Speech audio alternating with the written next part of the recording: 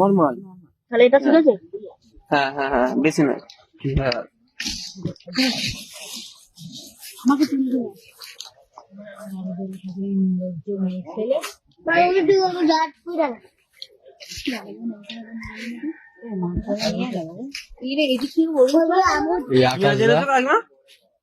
বলনি নিয়ে আসো নিয়ে আসো দিয়ে একটা রান্না বেশি করে ঘুরে দিয়ে দাও। হ্যাঁ রান্না করছি করে দেখিয়ে দেবো যেরকম বলি।